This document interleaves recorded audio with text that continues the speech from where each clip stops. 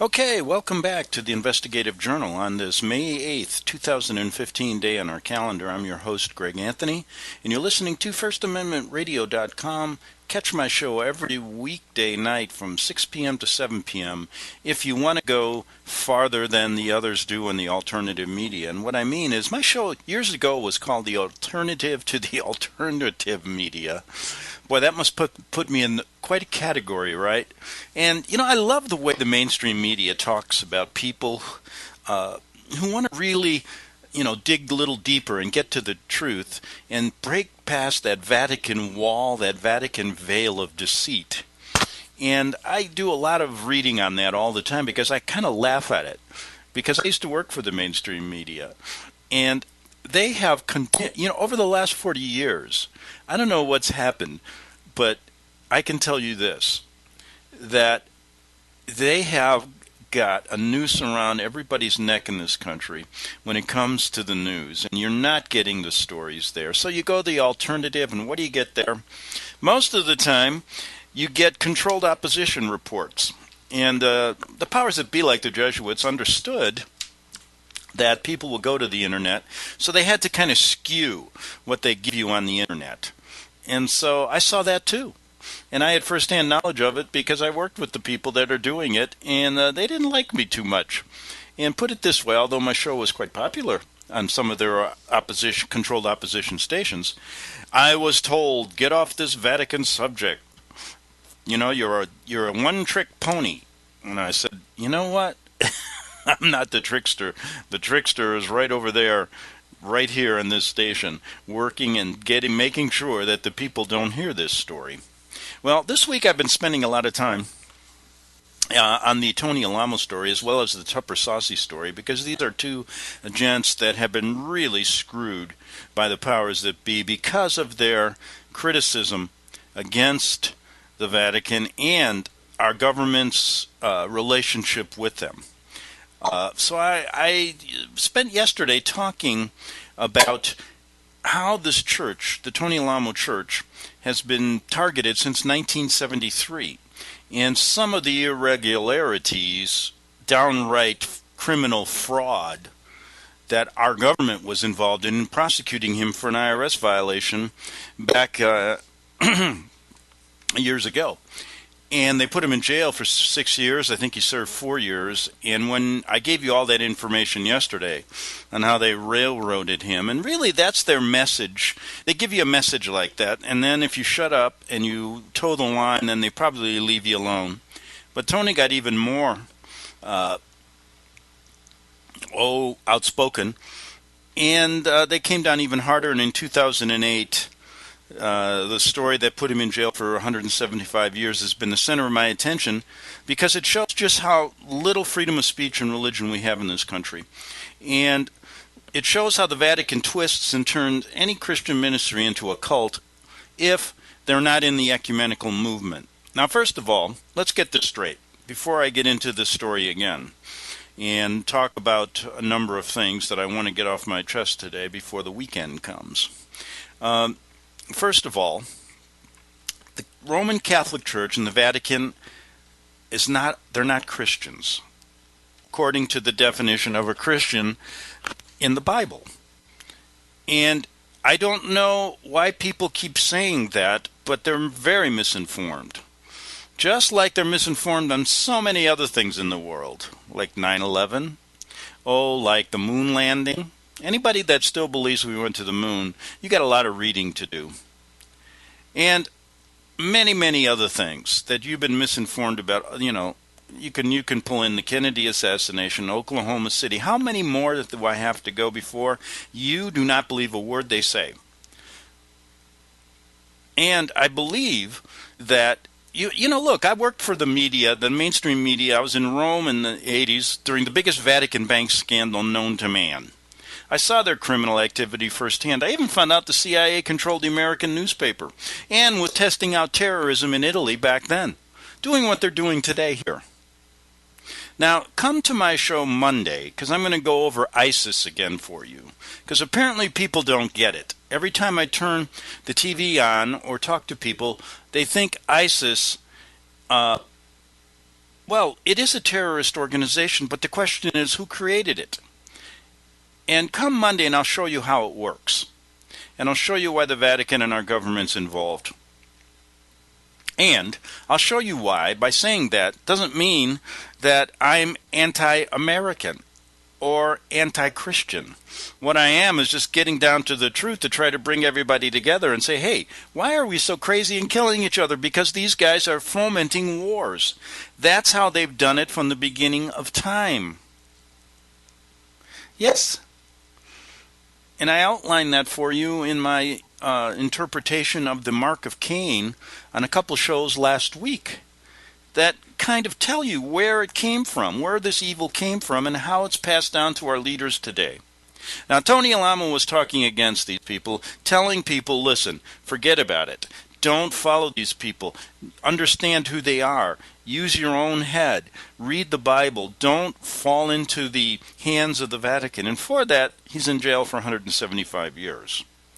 Now, I told you that they went after Tupper Saucy in the same manner, and he just decided not to go in jail and went on the lam. And they finally caught him after 10 years. Then he wrote a book called Rulers of Evil, and he even found out the prosecuting attorney in his case, it was an IRS case, the same kind of thing they did to Tony Alamo, they did to Tupper Saucy. And basically, he found out the prosecutor in his case was a Jesuit priest. Interesting. That led to writing the book Rulers of Evil, which pins the tail, this evil tail, right on the Vatican and the Jesuit order. This is not Catholic bashing. This is not hate speech. This is facts that have been kept from us. And you know what? Americans like their history just black and white. Whatever the powers that be tell them, that's it, the way it was. And I did a whole bunch of stories about the American Indians. And how about the mission schools that the Jesuits set up with our government to genocide the Native Americans? And there's just been there was a lawsuit like 4 years ago settled in the Northwest telling you that this went on.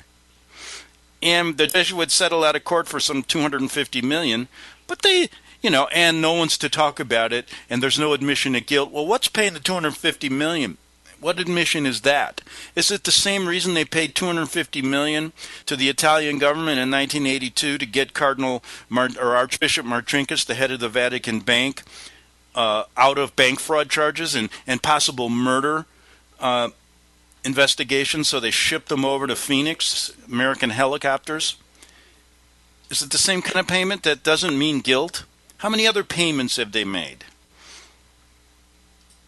And that story on Marcinkus led me to look into the criminal nature of that Vatican Bank. Just an incredible story. Incredible, unbelievable story. And everybody overlooks it. And then when there's lawsuits filed in the United States about criminal activity, they got a couple going down south with Vatican bilking. I've read depositions in that case where bishops admit they got involved with, they wanted 10% of an insurance scam. Well, that never gets anywhere. And what about the case in San Francisco, where the Vatican depositions even mentioned the Vatican was involved in money laundering, in genocide, and in the Croatian War, and these people here were trying to get reparations for their dead family members. And guess what the judges said? Oh no, the Vatican doesn't do business in the United States. Well, anyway. That's one of the reasons why I'm writing a screenplay on both these stories. I want to leave something behind, some vestige of truth in this world that, I don't know. Have you ever thought where we're going to be in 50 years or 100 years? I ask people that question, and people that don't know 1 plus 1, don't know their what from their what, have no idea. But people that understand, this country's on a fast train. There's no freedom of speech or religion right now, and I'm trying to show you that. And it's on a fast train to be swallowed up by this beast. I don't know exactly how or exactly when, but all I can tell you is it always gets worse. So let's get back, and that's why I'm writing this screenplay. Maybe leave something behind that won't, and have to, what should I do? Put it in a hidden capsule somewhere? because they're going to take all these books that talk against them off the shelves, and in 1 or 2 generations, no one will even know these stories. And they can wipe the internet off just like that. You ever think about that? Anytime they want.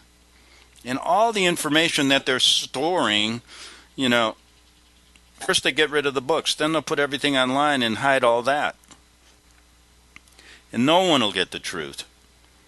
Well, these 2 guys that I'm writing about really tell the whole story about what's going on through their eyes. And there's many other people that have felt the brunt of it. What about Senator Nancy Schaefer? Well, let's get into her today, because she was fighting for the same thing that happened to the Alamo Ministry kids, trying to protect the government and from taking children and kidnapping them for profit. And she was killed for that. We'll get into that in a minute. But let's get into a couple things here. Now, yesterday, I showed you how this Christian ministry was been persecuted, labeled a cult, by the biggest cult in the world. Yeah. That's the interesting thing about this story. And all you got to do is get the definition of a cult, and I'll tell you what. The Vatican, I grew up in it. I was a Catholic. I grew up in Catholic schools. No bigger cult in the world when you realize the deception that you were under. Now, here's a letter, though.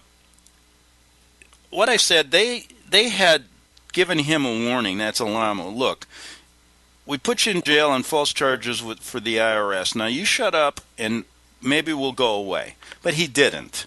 He became even more outspoken, even in prison.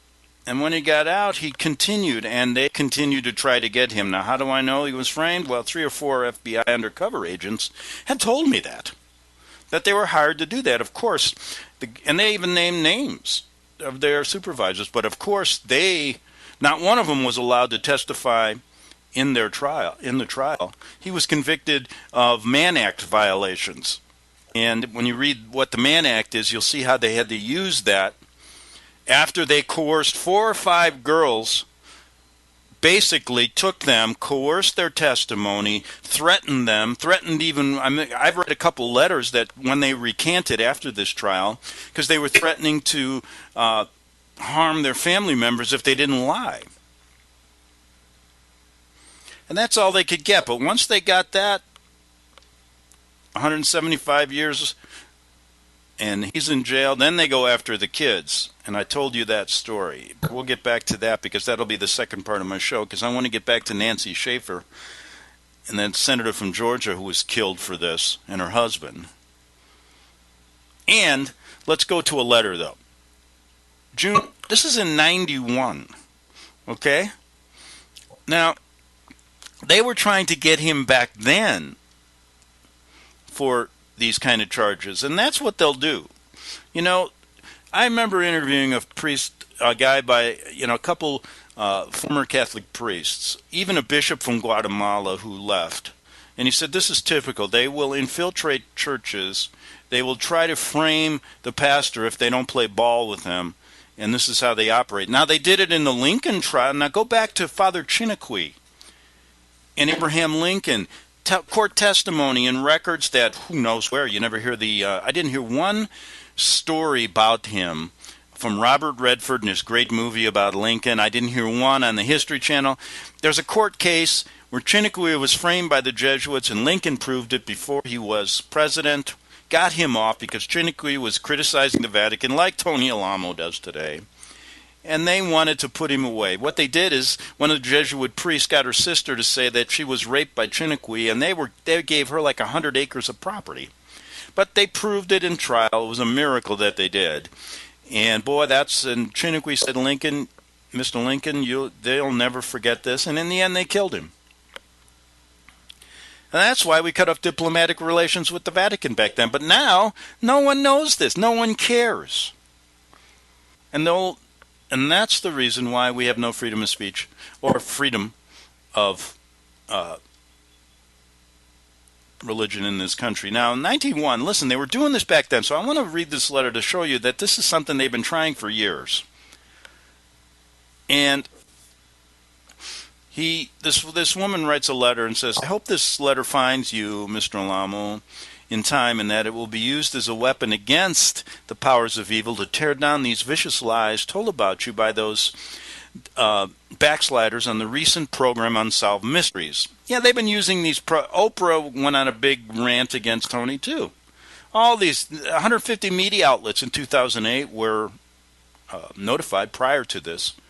Now, that's a big deal. How many media outlets are notified about thousands of pedophile Catholic priests, or about billions of dollars that are money laundered by this organization using Christ as a shill? Now this woman says, let me be a witness in God's courtroom for the accused Tony Alamo, who in the past 20 years has been a constant source of strength and encouragement to me because of his dedication to the Word of God and his unwavering faith to preach it in the face of adversity in these dark hours when the Antichrist. Now go read the Bible. Revelation is pretty clear about who the Antichrist is. False prophet and beast are being revealed, and not one of these ecumenical Protestant churches has the guts to say it. Because if they did, they'd be in the same shoes that Tony Alamo's in. So what good is it to go to them? Now, what true God-fearing Christian who knows his Bible could deny the testimony of the Word of God in your tracts, in any literature, and on your wonderful radio programs? These are all witness to me that you are truly in God's Word, His will in calling the world to order. And of my own personal testimony, you led me to the Lord some 20 years ago. You have inspired me all these years to serve Him in my whole heart. You have been a counselor to me in times of trouble and weakness, and have done nothing but good for me and my family. For God is good, and I can testify of my sincere concern and kindness you have shown toward my daughter Carissa, who that lying Jim Griffin says you abused, and who the Vatican-owned media humiliated you on national television. So, folks, this has been going on a long time. And I'm going back now to the 90s to show you the stuff I told you about in what happened in 2008 is just a repeat. Was it abuse to allocate thousands of church dollars for Carissa's doctors and specialists, brain scans, EEGs, tests, lab work, and medication? Not to mention the nutrition expert and all the special foods and vitamins and herbs that money can buy? Did you abuse her by continually praying and even fasting for her? You even called the whole body of Christ to her up in prayer through your tapes and went worldwide. No, it was not abuse, and today we are still believing God for a miracle and complete healing. Thank you for everything you have done. Isn't it ironic that this one world government that promotes abortion and mercy killing, and who owns children and hands out contraceptives to them in our public schools, and says we can't determine against homosexual teachers and read the Bible and pray in school? Yes, isn't it ironic that these child abusers are hunting for Tony Alamo as one of the 10 most wanted fugitives, who never has or could abuse a child, mine or anyone else's? His crime against the Vatican's one world government and church is being a Christian, a Bible believer, and telling people about this, an example of someone who's a hater of evil and abuser of their god, Satan. Now, Tony, you are guilty of serving God and keeping His commandments. You are guilty of exposing the great whore, the Vatican. Jim Griffin's story is that he needed an excuse to justify his heart, his backsliding heart. So he believed Satan's lies against Tony and became a pawn used by the Vatican to fulfill its will by turning on the very one who led him to the Lord and spoon-fed him the gospel for 20 years. Yes, he became kind of like Judas and betrayed the innocent shepherd in the body of Christ. And he will be accountable for the blood of many souls. Well, you grew stronger and more courageous against the enemy than ever before after this happened to you, I saw. 2, you won more souls to the Lord than ever before. 3, you became the boldest Christian I ever hoped you knew in waging a war against Satan after they attacked you. You have made war with the beast, and you're not quitting. And Sue, your wife, would have been proud of you for doing what you're doing right now. Now the marshals, the Vatican, Gestapo, I like those. Why don't we just call it the way it is? Have threatened us. Now they're threatening her, the Curry family, with harm and imprisonment if we would dare to help or support you in any way. but we cease not to pray for you. And I know assuredly, if God be with us, who can be against us? Thank you for what you've done and for my family. I will be ever grateful. And may God always be with you. Now, that's just a letter to counteract all the garbage that you hear on TV. And what that leads me into is we know what they'll do is first they'll go after the head of the ministry, and if he doesn't play ball with them, what they will do then is try to put him out, either put him in jail with violations of the IRS, try to get him to use the same exact tactics they do, the child abuse card against him, and frame him. And that's what they set out to do. Now, after this occurred in 2008, using kind of the same tactics they did in the 90s when it didn't work, a couple of these undercover agents said they'll never stop trying to get him for this reason, and they were given orders. So now I went through the kangaroo court trial that he went under, spent many shows on that, and you can go back to my archives at arcticbeacon.com and get a lot of those shows. But today let's move on, because after that they wanted the children. They had to disrupt this ministry, like I said. And I spent a little bit of time talking about what really happened to these kids and how Children and Family Services, these child groups that are headed up by the state, actually are there to take away these kids. And they end up in worse shape after they end up in the Child Protective Services. And what happened was, one senator from Georgia had written a number of things about it. She was trying to get a lot of pressure on the government to change what's going on in DHS. And boy, for that, she was killed. And this, in March 27th, 2010, former Senator Nancy Schaefer and her husband were found dead in their home in Georgia. Even before an investigation could be initiated, media outlets began pronouncing that their death was a murder-suicide. They do this all the time, and shut off most public comment posted on their websites. The murder-suicide theory implies that Schaefer's husband shot her and then killed himself. Both Habersham County and the Georgia Bureau of Investigation began investigating the case as a murder-suicide rather than more obvious murder made to look like a suicide. Like so many people, I've known Nancy for 15 years and spoken to her, several people who knew her better than I do, and this is a person that knew her very well writing this after her death. They believe that the murder-suicide theory is highly unlikely for any one of the following reasons. Let's go over some of these reasons before and the next half hour, because what she was doing is she was compiling information all across the country showing how kids were taken from their families for no reason, no abuse shown for profit, because the federal government under Clinton created a law which said that you can get more money from the feds the more kids you take into custody. Back in 3 minutes on the Investigative Journal. Hear it first on FirstAmendmentRadio.com and FirstAmendmentRadio.net. Have you read the last prophecy? The book of Revelation. Who can understand it? We believe that God wrote His Word to us for our understanding and salvation, on which so many diverse Christians believe in the same fundamental principles. But not so the prophecy of Daniel and Revelation.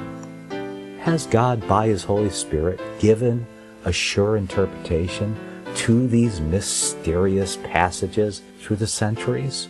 Yes, He has. The only difference to the individual is on which side of each prophecy he stands in time, before or after, past or future. The last prophecy is as much a book of history, fulfilling prophecy, exposed in such a way as to leave you without a doubt. Because we are living near the end of this era, we should be able to understand the substantial amount of the revelation which has already come to pass. Get the book, The Last Prophecy, which is an abridgment of E.B. Elliott's Jorge Apocalyptique, the most comprehensive work ever done on the Revelation, condensed down to a mere 258 pages. You will come away with numerous, incontrovertible revelations into the book of Revelation to easily dispel all of the futurist confusion which has become so popular over the last century. Visit the shopping page at FirstAmendmentRadio.com to get your copy. Get 20% off when you buy it at the FirstAmendmentRadio.com shop.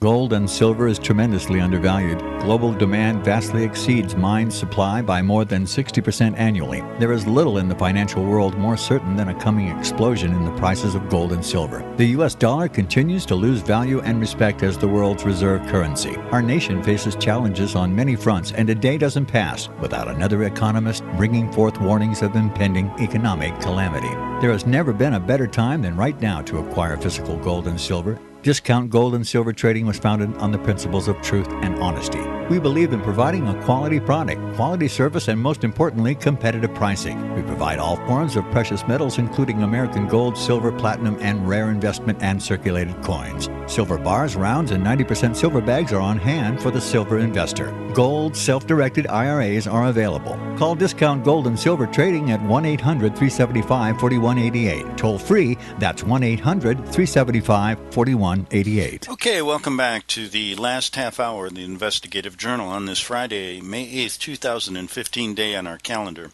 I'm going over the strange death of Senator Nancy Schaefer, and this was the Georgia state senator killed, I believe, and her husband killed in 2010 because she was trying to get to the bottom of this Department of Children and Family Services all across the country in the different states, connected to the feds, the corruption there.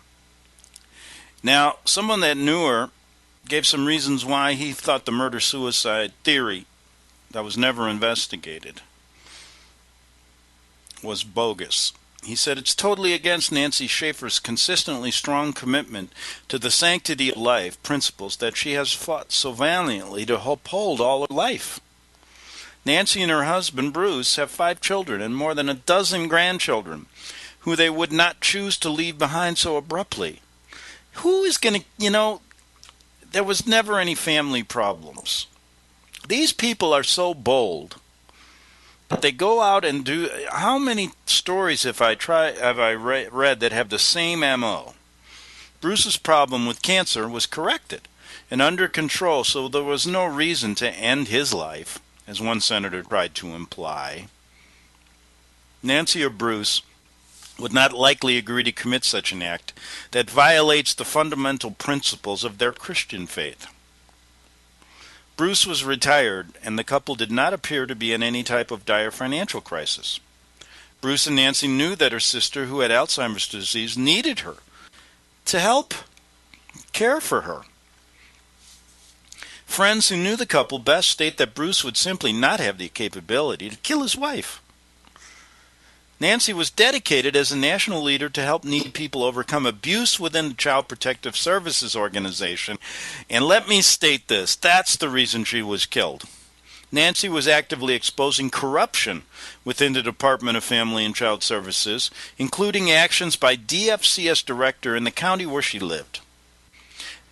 Nancy knew that she was needed in the fight against child sex slave trafficking in Atlanta. Now she's getting into dark waters, which was one of the highest activity rates in the country. Not according to the mainstream media. You never hear any of this. Nancy knew that she was needed in this fight. Bruce was highly supportive of Nancy's work for decades and would have little or no reason to suddenly try to kill her. specifically in Georgia, former Senator Nancy Schaefer had found during the last few years that Department of Family Services in Georgia housed children in foster home with a known pedophile who molested the children. DFS in this county failed to remove 6 children from a home where they are being abused and tortured. DFS in Georgia turned 2 girls over to the California father who had a pornographic video business. A report that Nancy Schaefer produced on these remarkable cases is still on the internet. Now, she was also interviewed extensively on this corruption. A multi-part series of her interview with an Eagle Forum presentation can be found on YouTube here. Now, it's interesting here that she was interviewed by Alex Jones. Now, I know Alex Jones is look, let's just put the cards on the table. He's a controlled opposition talk show host on the internet. Now, that doesn't mean I'm criticizing him. I'm just saying that's his job. And if he wants to do it, fine. So he gets Schaefer on, and she spills the beans, and, they know more about her. And they got to get rid of her. Now, in addition, Schaefer led opposition to a couple House bills and Senate bills introduced by fellow Republicans that would have likely resulted in increasing child sex slave trafficking. These bills would have made it legal for teenagers to participate in a certain illicit acts. The bill effectively removed the legal authority that police now have to pick up teenagers and get them into protective custody so they can no longer be pimped for those acts. Anyway, so much goes on here, and that's, I believe, one reason why the death of Senator Schaefer, they wrote about this on 331, and somebody said they were buried in Georgia today, and this case warrants further investigation. Her invitation to a function in D.C. would only be accepted by her if she could have 2 bodyguards assigned to both adjacent rooms with unlocked access doors on either side. They had just completed a video documentary which was shot 2 days earlier. So there's a lot of speculation on really what happened to her. Now, the point I'm trying to make is you see this abuse of children and family services in the Alamo case. It's exactly what you see.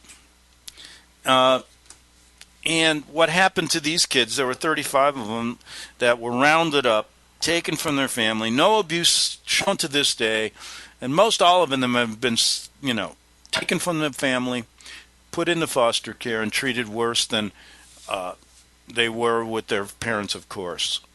And this I've documented as best I could throughout my shows.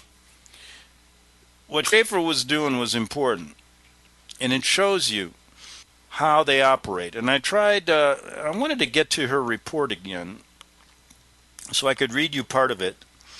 And she said this, she said her introduction into this corruption was due to a grandmother in an adjoining state who called her with her tragic story. Her 2 granddaughters had been taken from her daughter, who lived in her district.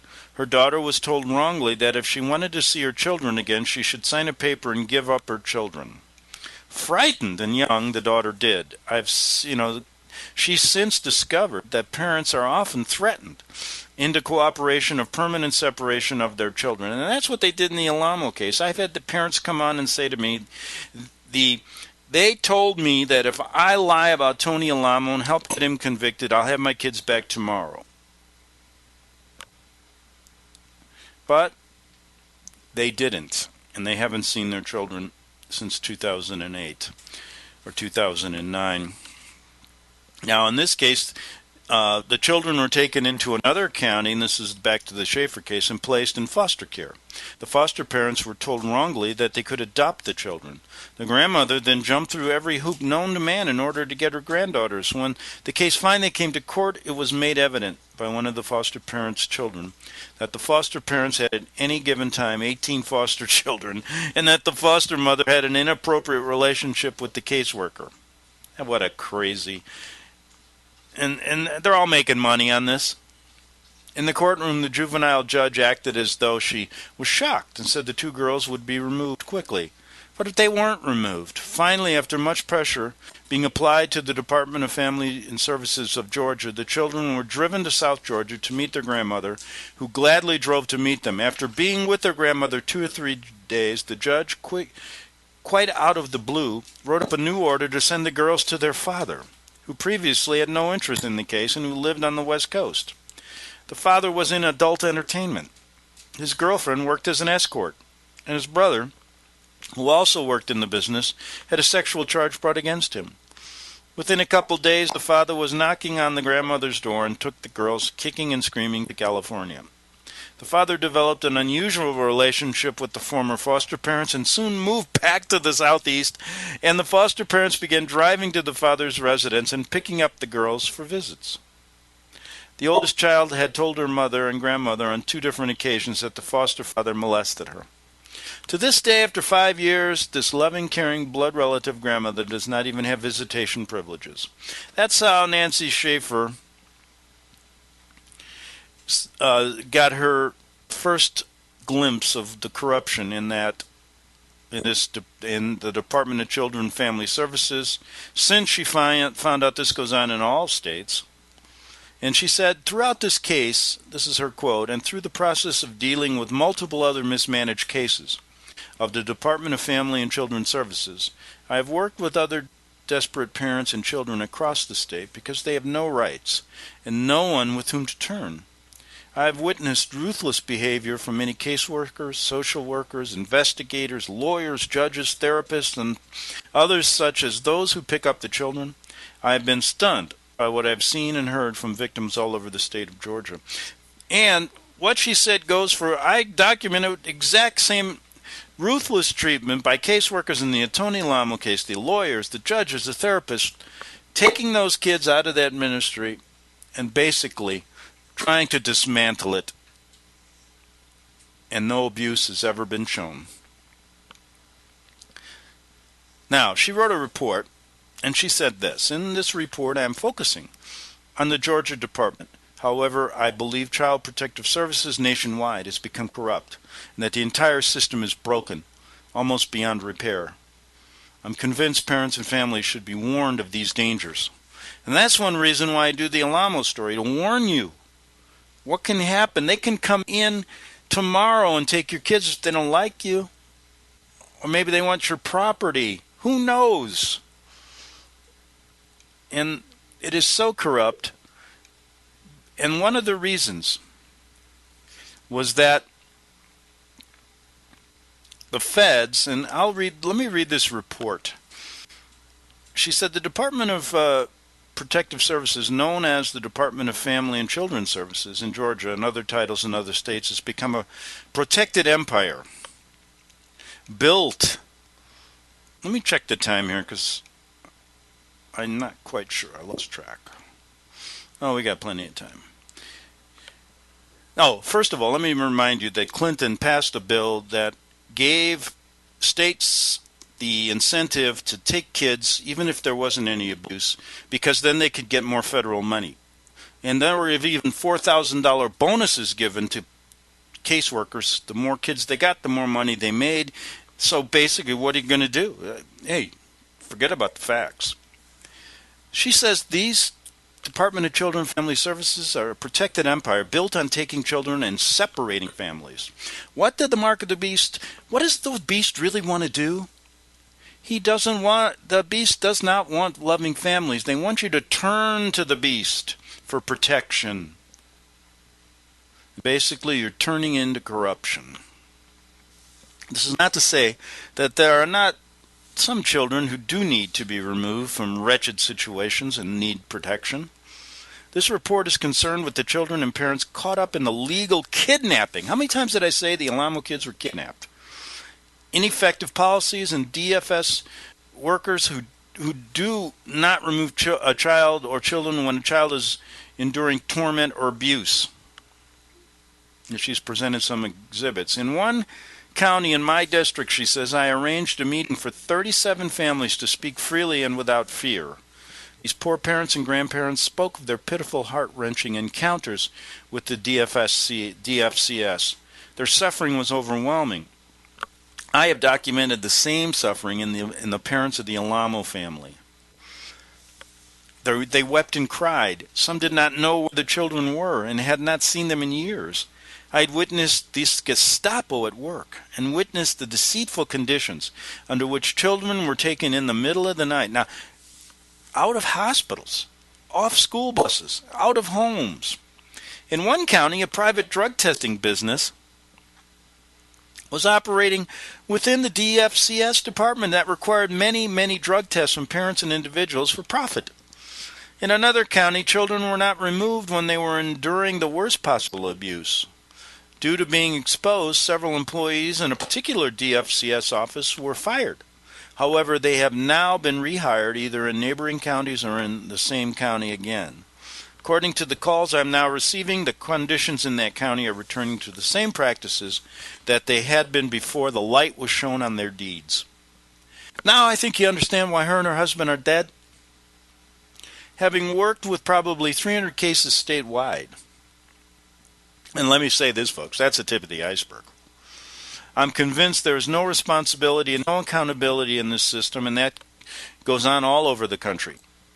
I've come to the conclusion that poor parents oftentimes are targeted to lose their children because they do not have the wherewithal to hire lawyers and fight the system.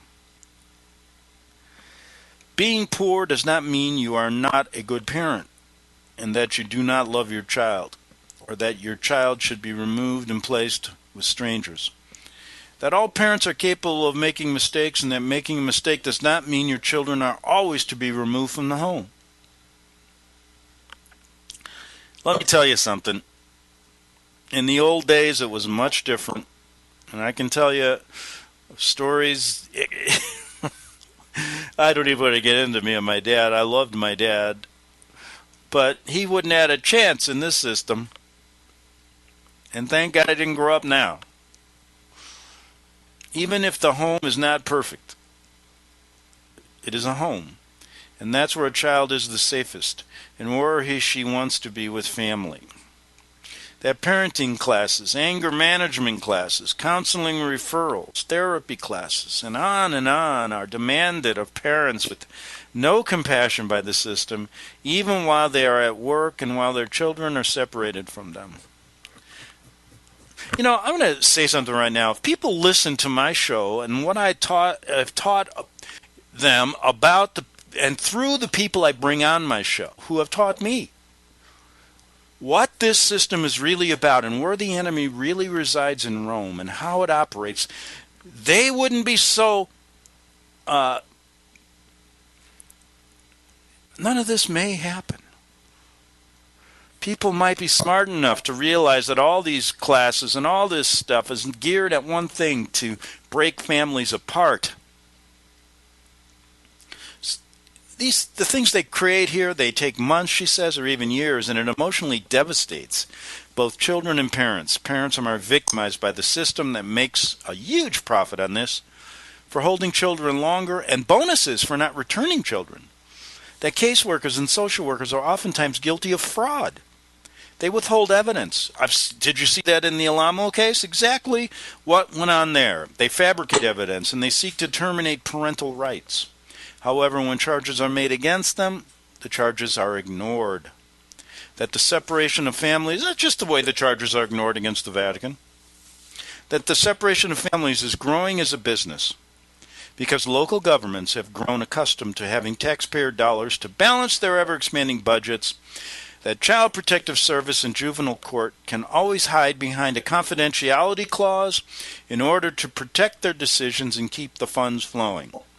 There should be no open records or court watches. Look who is being paid. There are state employees, lawyers, court investigators, court personnel, and judges. There are psychologists and psychiatrists, counselors, caseworkers, therapists, foster parents, adoptive parents, and so on and so forth. All are looking to the children in state custody to provide job security. Parents do not realize that social workers are the glue that holds the system together, that funds the court, the child's attorney, and the multiple other jobs, including the DFCS attorney. That Adoption and Safe Families Act, set in motion by President Clinton, offered cash bonuses to the states for every child they adopted out of foster care. In order to receive the adoption incentive bonuses, local child protective services need more children. They must have merchandise. Children are the merchandise that sell, and you must have plenty of them so the buyer can choose. Some counties are known to give a $4,000 bonus for each child adopted, and an additional $2,000 for a special needs child. Employees work to keep the federal dollars flowing. That there is double dipping. The funding continues as long as the child is out of the home. When a child in a foster care is placed within a new family, when the adoption bonus funds are available. When a child is placed in a mental health facility and is on 16 drugs per day, like 2 children of a constituent of mine, more funds are involved. That there are no financial resources and no real drive to unite a family and to help keep them together. That the incentive for social workers to return children to their parents quickly after taking them has disappeared. And who in protective services will step up to the plate and say this must end? No one. Because they are all in the system together, and a system with no leader and no clear policies will always fail the children. Look at the waste in government that is forced upon the taxpayer. That the policy manual is considered the last word for DFSCS employees. However, it is too long, too confusing, poorly written, and does not take the law into consideration. You know, you can see it. And I showed you in the Alamo case where these kids have been taken, all of these things were done. And there was no abuse shown in those cases. That if the lives of children were improving by removing them from their homes, and I might add, the lives of those children that were taken from the Alamo ministry have not improved. They've gotten a lot worse. But today all children are not always safer. Children of whom I'm aware have been raped, impregnated. That happened in the Alamo case, in foster care, and the head of a foster parents association in my district was recently arrested because of child molestation. That some parents are even told if they want to see their children or grandchildren, they must divorce their spouse. In the Alamo case, they said, look, you got to lie against the pastor. You got to stay away from your Christian beliefs to get your kids back. Many who are underprivileged feel they have no option, will divorce and then just continue to live together. It's an anti-family policy. But parents will do anything to get their children home with them, won't they? Fathers, non-custodial parents, I must add, are oftentimes treated as criminals, without access to their own children, and have child support payments strangling the very life out of them. I remember one time, folks, this is a story I remember. I worked, one of my cooks in the restaurant was a good guy, and one day he didn't show up for work, and he was in jail for non-payment of child support. And so I bailed him out and started to dig into his case, and it's incredible what happened to him. And he was trying to make payments, but he just, some people just don't have the wherewithal. I mean, and the payments were exorbitant. The foster parents bill, the tax dollars are being used to keep this gigantic system afloat. Yet the victims, parents and grandparents, guardians, and especially the children, are charged for the system's services. That grandparents have sort of called from all over the state in Georgia trying to get custody of their grandchildren. It goes on and on. That the National Center on Child Abuse and Neglect in 1998 reported that 6 times as many children died in foster care than in the general public, and that once removed to official safety, these children are far more likely to suffer abuse, including sexual molestation, than in the general population. Incredible, isn't it? But true. And that according to, listen to this, the Little Hoover Commission report in 2003 in California, 30 to 70% of the children in California group homes do not belong there. But they're there for money, folks. Oh yeah, and should have not have been removed from their homes to begin with. She made some final remarks, and she said, I have witnessed such injustice and harm brought to these families, and I'm not sure if I even believe reform of the system is possible. The system cannot be trusted. It does not serve the people. It obliterates families and children simply because it has the power to do so. Children deserve better. Families deserve better. It's time to pull back the curtain and set our children and families free. Now, do you really think that her and her husband actually committed a murder-suicide, her husband shooting her and then killing himself? After you read this woman, what she's trying to do, they killed her. And it, unfortunately, will go down the tube just like the Kennedy assassination, just like many others. But use your common sense and see why this woman died for these reasons. And you know what? It's worse today. It's getting worse, and she was right. She said the system cannot be trusted. It does not serve the people.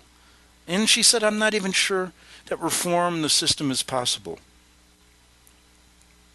Well, let me leave you with that. Have a good weekend. I'll be back Monday on the Investigative Journal.